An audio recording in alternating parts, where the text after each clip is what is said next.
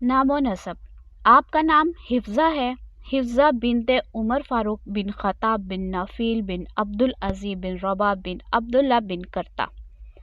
آپ رضی اللہ عنہ کی والدہ کا نام حضرت زینب ہے جو بہت جلیل القدر صحابیہ تھی۔ پیدائش: آپ رضی اللہ عنہ کی پیدائش نبوت سے 5 برس پہلے اس وقت ہوئی جب قریش خانہ کعبہ کی تعمیر کر رہے تھے۔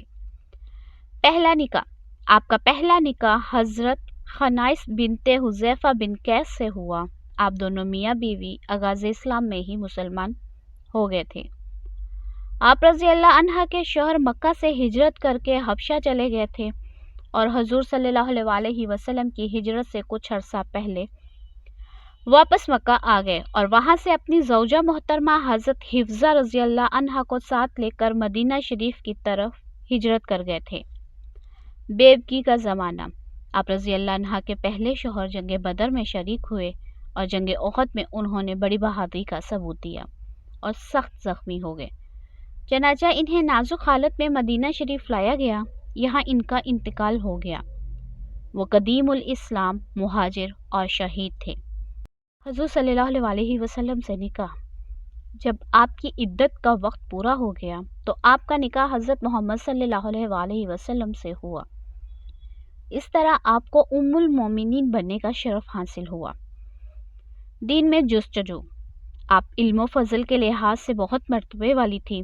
حصول دین کے اس شوق کو دیکھ کر حضور صلی اللہ علیہ وسلم نے ایک صحابیہ حضرت شفا بنت عبداللہ سے فرمایا تھا کہ تم حفظہ کو چیونٹی اور کیڑے کے کاٹنے کا منتر سکھا دو۔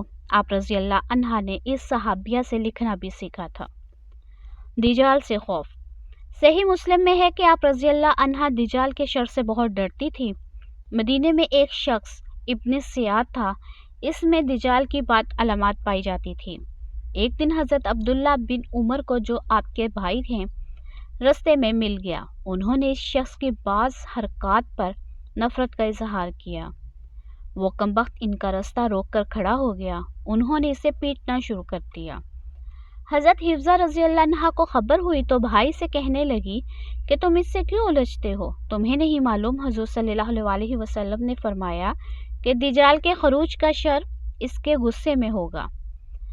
اخلاق و فرائض: ایک حدیث میں ہے کہ جبرائیل امین نے آپ کی تعریف ان الفاظ میں کی تھی: وہ بہت عبادت کرنے والی، بہت روزے رکھنے والی اور جنت میں بھی آپ صلی اللہ علیہ وسلم کی زوجہ ہیں۔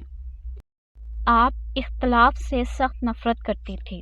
جنگ صفین کے بعد جب تحکیم کا واقعہ پیش آیا تو ان کے بھائی عبداللہ بن عمر اس کو فتنہ سمجھ کر خانہ نشین رہنا چاہتے تھے، لیکن آپ رضی اللہ عنہ نے کہا کہ گو اس شرکت میں تمہارا کوئی فائدہ نہیں، تاہم تمہیں شریک رہنا چاہیے، کیونکہ کچھ لوگوں کو تمہاری رائے کا انتظار ہوگا اور ممکن ہے کہ تمہاری گوشہ نشینی ان میں اختلاف پیدا کر دے۔ وصال: آپ رضی اللہ عنہ نے شعبان 54 ہجری میں وفات پائی۔ اس وقت حضرت امیر معاویہ رضی اللہ عنہ کی خلافت کا زمانہ تھا اور مدینے کا گورنر مروان بن الحکم تھا۔ اس نے نماز جنازہ پڑھائی اور کچھ دور تک جنازے کو کندھا دیا۔ اس کے بعد حضرت ابو ہریرہ رضی اللہ عنہ جنازے کو قبر تک لے کر گئے۔ قبر میں آپ کے بھائی حضرت عبداللہ بن عمر اور ان کے لڑکے عاصم، سالم، عبداللہ اور حمزہ نے اتارا۔